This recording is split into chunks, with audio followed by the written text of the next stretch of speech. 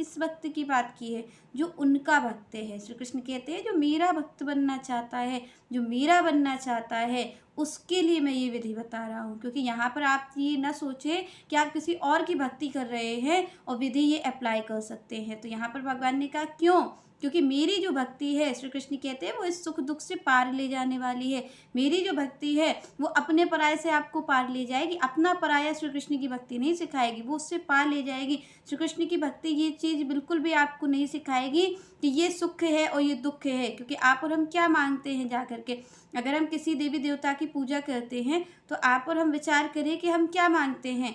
हम ये मांगते हैं कि हमें सुख की प्राप्ति हो जाए। आप और हम इसी प्रयास में तो लगे हैं। आप और हम विचार करें, अपने बचपन से और वृद्धावस्था तक के लोगों को आप देखो तो उनकी एकमात्र इच्छा क्या है? आप अगर चिंतन करते हो, आपने लोगों से मिले होगे तो देखो आप कि एक बच्चे के हृदय में भी इच्छा यही है, सुख प्राप्ति की। उसको भी ये लग रहा है कि मुझे ये चीज़ मिल जाएगी तो मुझे सुख की प्राप्ति हो जाएगी।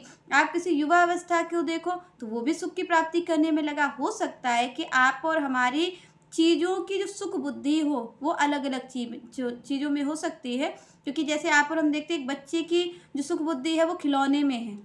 उसे लगता है कि मुझे इस खिलौने की प्राप्ति हो जाएगी तो मैं सुखी हो जाऊंगा। यहाँ पर आप युवा अवस्था में देखो तो शायद सुख बुद्धि किसी और में है। हमें लगता है कि ये जो इंसान है ये मेरे साथ रहेगा तो ये मुझे सुख की प्राप्ति करा देगा। या फिर आप और हम ये सोचते हैं कि भाई ये धन मिल जाएगा, ये घर मिल जाएगा, पुत्र हो जाएगा, पुत्री हो जाएगी, शादी हो जाएगी तो हमें सुख मिल जाएगा। आप और हमारी जो विशेषता है, आप देखिए कि एक बच्चे की भी सुख की ही बुद्धि है, पर ये हो सकता है कि उस अलग चीज़ों में सुख होता है। बचपन में आप और हम एक अलग चीज़ों में सुख प्राप्त करते हैं और दूसरी जब हम युवावस्था में आ जाते तो हमारी सुख की चीज़ें अलग हो जाती हैं। और जब हम वृद्धावस्था में आते तब हम सुख की एक अलग मायने रखते हैं कि भाई सुख इसमें होता है। तो यहाँ पर तीनों अवस्थाओं में आप देखो सुख की परिभाषाएं अलग अलग हो रही है, पर व्यक्ति की जो चाह है वो किसकी है? सुख की चाह है। तो वो सुख की चाह के ही लिए सारी दौड़ लगा रहा है। आप और हम विचार करें जी जितने जितने अनेक देवी देवता हैं तो ये क्या हो रहा है? ये सुख की ही तो पूर्ति करने के साधन है।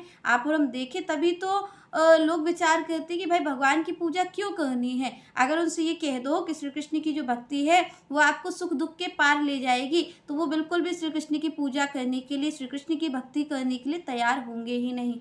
क्यों? क्योंकि उनका जो पूरा जीवन है वो किस चीज़ पर आधारित है? सुख पे ही तो आधारित है। और जब उनसे ये कोई कह देगा कि भाई आपको सुख मिलेगा ही नहीं, आप उस सुख दुख से श्री कृष्ण की भक्ति तो मुक्त कर देगी, तो वो ये कहेंगे कि हमें इनको पाना ही नहीं है, क्योंकि हमें इनको तो कभी पाना ही नहीं था। आप और हम विचार करें, अगर हम कोई देवी जी की या फिर हम कोई भगवान की पूजा कर रहे हैं, हम भोलेनाथ की पूजा करते हैं, हम माता जी की पूजा करते हैं, तो जिसकी हम पूजा कर रहे हैं उससे हम मांग क्या रहे हैं? कोई आपकी हमारी कामना जुड़ी हुई है। क्योंकि जब हम किसी से सुनते हैं इस चीज़ को कि भाई इस जगह इसकी पूर्ति हो जाती है, तो आप देखो कि कैसे पूरा जन समूह उधर ही भागता है। तो इससे पता चल रहा है कि भाई आप और हमें क्या चाहिए? आप और हमें सुख चाहिए, आप हमें अपनी कामनाओं की पूर्ति चाहिए। तो हम ये समझते हैं कि जो भगवान की पूजा है वो कामनाओं की पूर्ति के लिए है। तो इसी तरीके आप और हम ये भी समझ लेते हैं कि जो श्री कृष्ण की भक्ति है शायद वो भी पूर्ति के लिए है। पर यहाँ पर आप और हमें इस भ्रम से अलग होना होगा। आपको सारी जो पूजा है, उपासना है,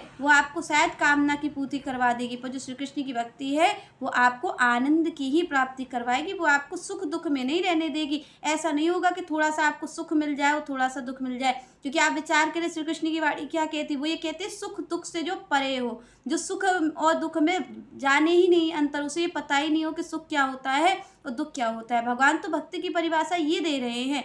तो जब ये भगवान के ऐसे भक्त उनको प्रिय हैं तो आप और हम सोचिए कि जब हम अपनी कामनाओं को लेकर के जाएंगे तो हम श्री कृष्ण के प्रिय कैसे होंगे? श्री कृष्ण की भक्ति कैसे होगी? तो श्री कृष्ण की भक्ति जो है वो इस सुख दुख से पार ले जाने के लिए है, ना कि इस सुख दुख के बंधन में बांधने के लिए। क्योंकि अगर आप सुख बुद्धि रख रहे हैं तो भी आप कुछ कर्म कर रहे हैं, अगर दुख बुद्धि रख रहे हैं तब भी कुछ कर्म हो रहा है। और जब तक ये कर्म हो रहा है, जब तक ये कर्म का बीज डल रहा है इस भूमि में, तब तक आपका हमारा कर्म बंधन कट ही नहीं सकता। क्योंकि आप और हम विचार करें कि अगर हम कोई भी फसल का बीज अगर हम भूमि पर डाल रहे हैं तो हमें ये पता होना चाहिए कि भाई भूमि पर अगर ये बीज डल रहा है तो निश्चित रूप से फसल आएगी। तो ये फसल आएगी तो ये फसल जाएगी कहाँ? आपने और हमने अगर बीज डाल दिया तो ये फसल आपको हमें लेनी भी तो पड़ेगी। हमने इस फसल का बीज बोया है तो हमें ये भोगना भी तो पड़ेगा। तो यही है जो आप अन्य देवी देवताओं की भक्ति करते हैं, वो यही है कि आप और हम बीज डाल रहे हैं। अगर हमें सुख की प्राप्ति हो रही है तब भी हम किसी बीज को डाल रहे हैं, वो हमें आगे देने वाला है। और अगर कोई दुख की प्राप्ति हो रही है तब भी, क्योंकि कर्म हमारा कहाँ रुकता है। आप और हम कर्म को तो निषेध नहीं कर पाते ना। सुख जब होता है तब भी व्यक्ति कर्म करता है, और जब उसको दुख होता है तब भी व्यक्ति कर्म करता है। तो आप और हम देखें कि ये जो कर्म का बंधन है ये किसी भी स्थिति में छूट नहीं रहा है। और यहाँ पर भगवान कहते हैं कि भाई जब ये कर्म का बंधन छूटेगा तभी मेरी प्राप्ति हो सकती है। तो भगवान की प्राप्ति तो बिल्कुल भी नहीं हो सकती जब तक कोई सुख दुख के बंधन में है। तो ये जो भगवान श्री कृष्ण की भक्ति है वो क्या करती है, वो सुख दुख से पार ले जाती। भगवान कहते हैं भाई पहले ये कर्म बंधन छोड़ो। क्यों? क्योंकि कर्म बंधन कटेगा कैसे? जब आपका हमारे कर्म का बीज डालना बंद होगा। और श्री कृष्ण की भक्ति क्या कहती है, वो इसी को बाधित करती है। वो ऊपर से कर्म को बाधित नहीं करती, पर ये जो मन से कर्म हो रहा है, जो आसक्ति है हमारी सब में, श्री कृष्ण की भक्ति उसको काटती है, उसको हटाती है श्री कृष्ण की भक्ति। तो यहाँ पर आपको और जो मिलेंगे तो सुख दुख में डालने वाले मिलेंगे, पर जो श्री कृष्ण की भक्ति है, जो श्री कृष्ण है, वो सुख दुख से पार ले जाने वाले हैं। वो ना तो आपके जीवन में सुख को रहने देंगे और ना दुख को रहने देंगे।